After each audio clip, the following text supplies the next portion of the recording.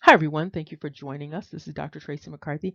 We're going to be addressing the issue of the stolen birthright and the issue of the stolen blessing that is presented in Scripture. And we're also going to be addressing the relationship between those narratives and the history of the indigenous people of the Americas.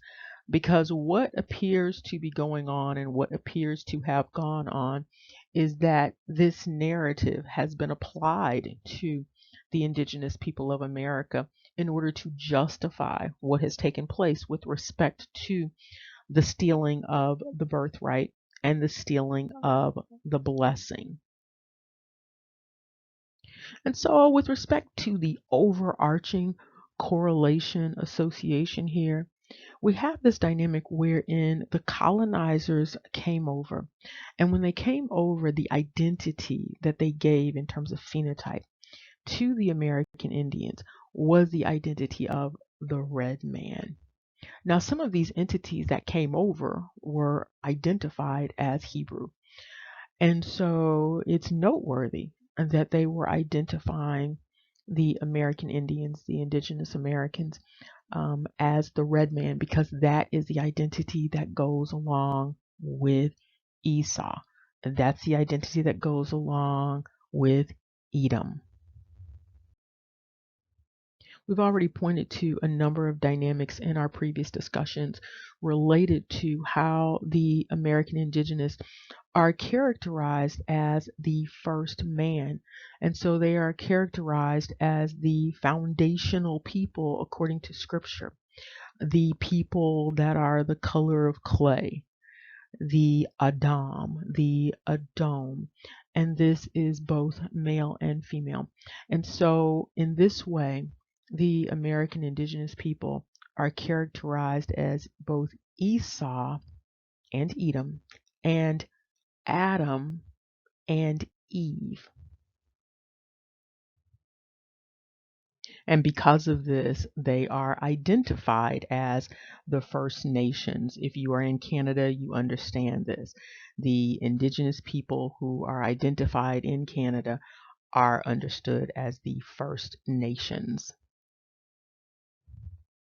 Another thing linking the identity of Esau or Edom to the American indigenous is the description of Esau. Again, you are encouraged to read those narratives so that you have a more clear understanding of what is going on here in terms of this theology and the psychology of this theology that has translated into a very warped history.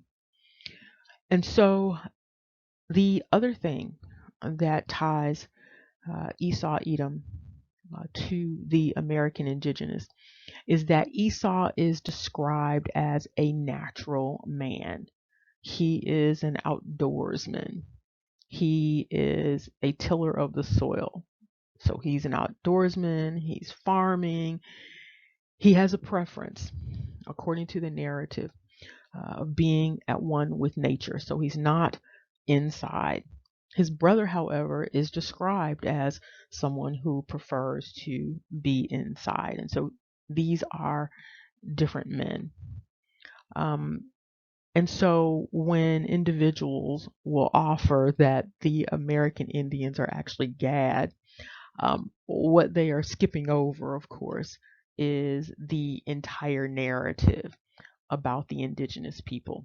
It's also interesting that they are given the title of Gad in that 12 tribes chart because Gad also is the word that is associated with God. And when you look at what's going on in Scripture with respect to Adam and the Creator, you see that from the very beginning, those two words go together, and we're going to look at that. So we were just addressing the fact that there seems to be some sort of conflation between man or Adam and the entity known as the Creator. And there may be a reason for that. We're going to look at that. But what's important to keep in mind here is that the American Indian man, the American indigenous people are correlated with Esau, Edom, based upon this identity of being at one with nature. And so the American indigenous identity is tied to the first and second Adam, depending on how you are counting that. And then also Eve or Hava or Haya. And then these two entities are tied to the identity of Esau. There are some questions about how they came to give Esau this particular name. The narrative is about being hairy, but when you look again at the meaning of the name, it does not relate to hairy. And so that's very interesting.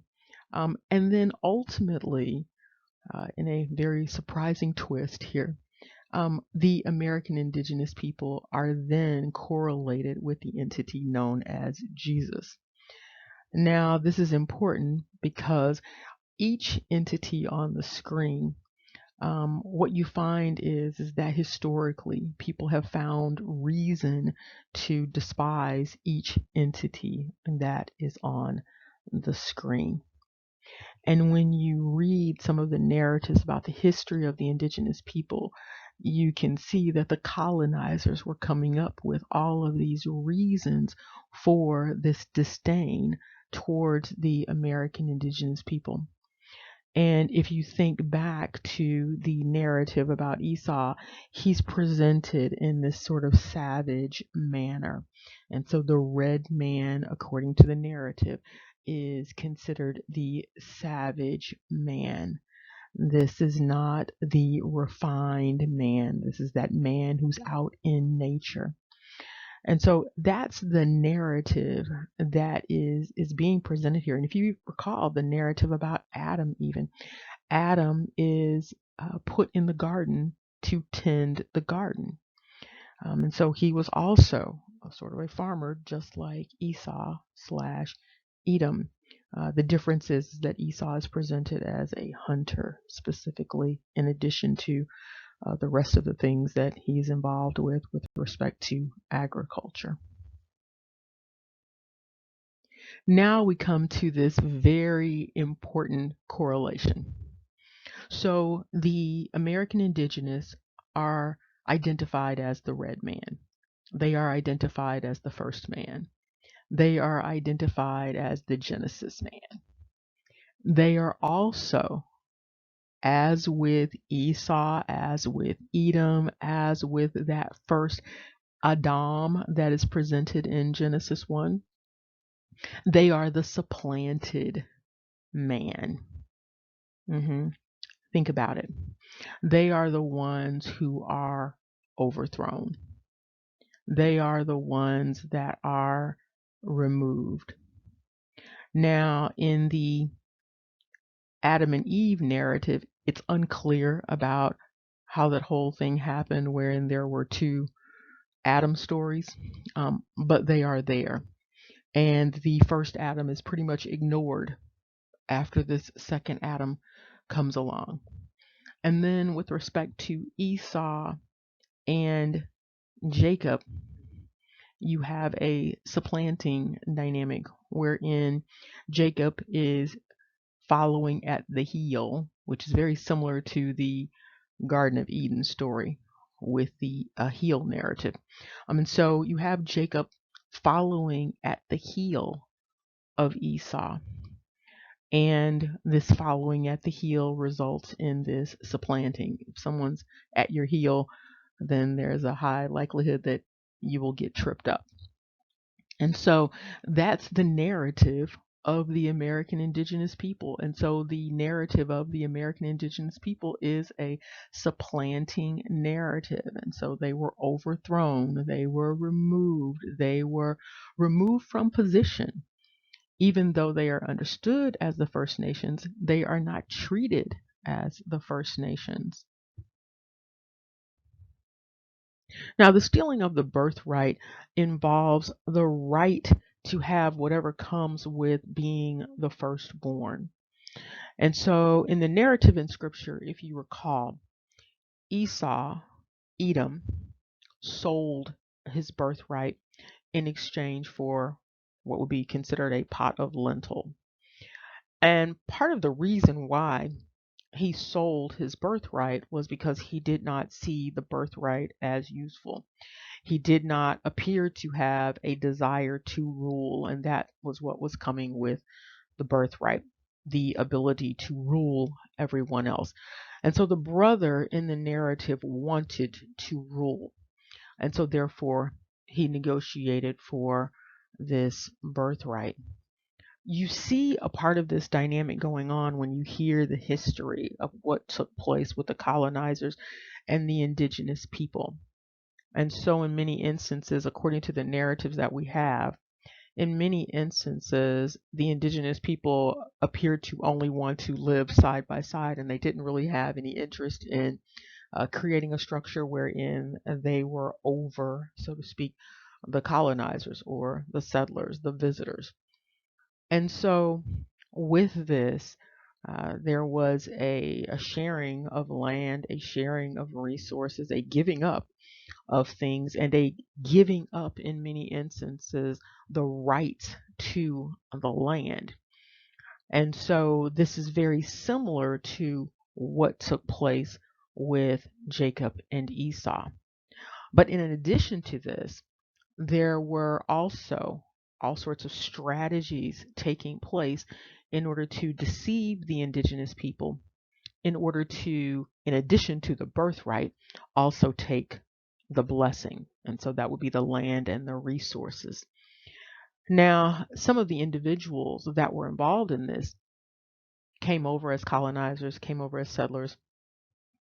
And what's noteworthy about this is that many of them identified themselves as people in Scripture.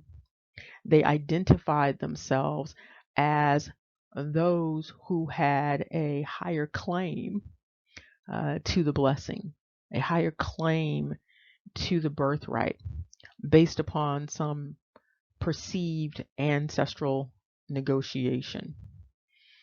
And so those entities understood themselves or characterized themselves as the chosen ones, and also viewed, in many instances, the indigenous people as the despised ones. And so there was a narrative wherein they believed that they had a right to take the resources, they had a right to the birthright, almost like an eminent domain situation wherein they believed they could make better use of the land. And there was already a narrative running about this dynamic of taking the land from others by force also. And so there's just this running narrative related to the taking of blessings, the taking of birthrights. And so that's what happened in the Americas. And what is noteworthy about all of that also is that the American Indians were cast in the light of Esau or Edom.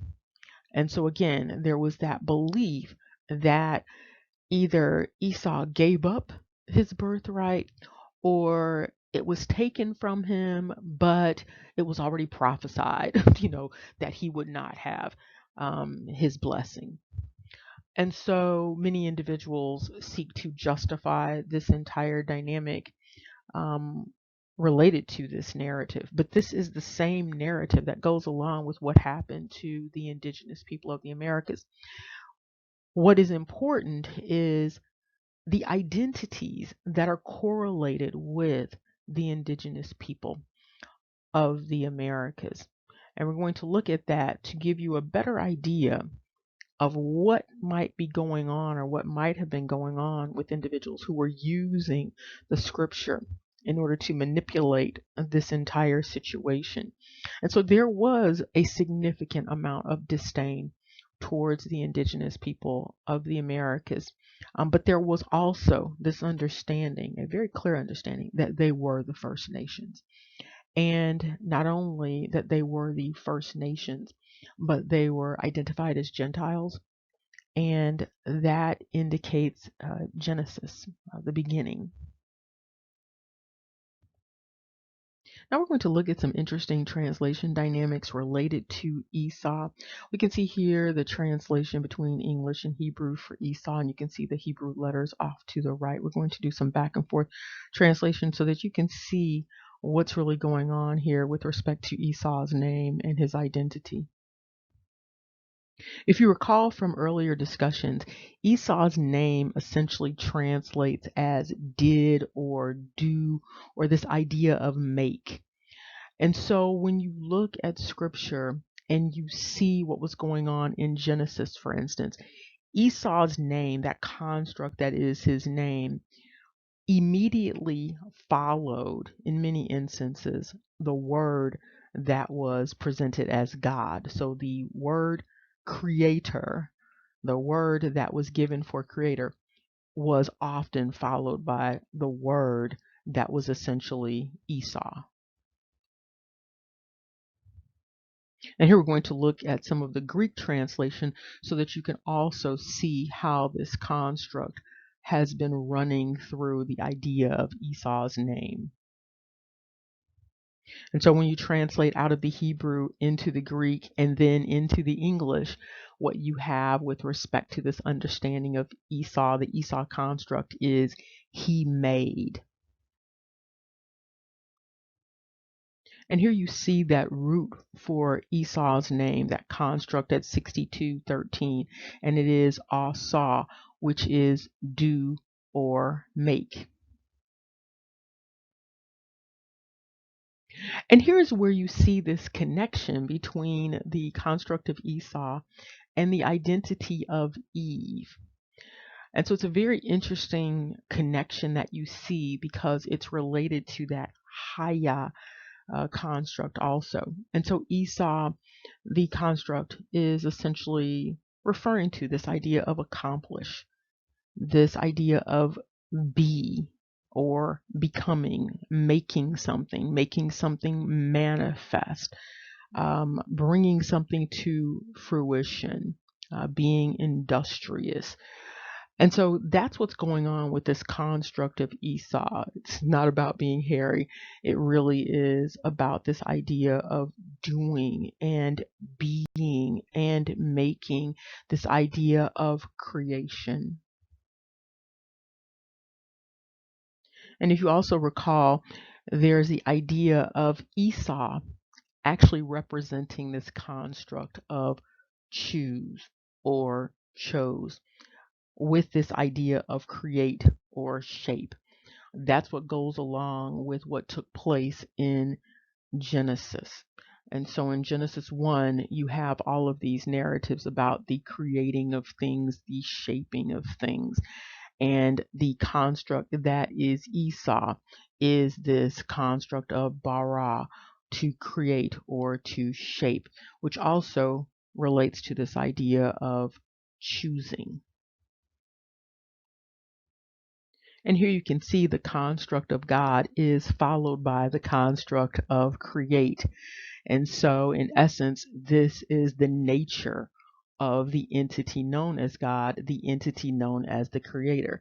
The essence, the identity is creator, one who creates. And so, again, all of this relates to this idea of create something, to do something. What's also interesting is this identity of Esau being associated with the construct of Haya. And here you can see Esau going into the Greek, and then we're going to do some additional translation dynamics here. And when you're translating from the Greek with that Asaph into the Hebrew, a number of other dynamics come up with respect to the Haya. And so this again ties this name Esau to the construct of God or the creator. You see the God code sitting right there. And so not only does it tie to the construct that you see in the upper left-hand corner, it ties to the construct that you see in the lower right-hand corner. We're going to look at both of those. Now check this out.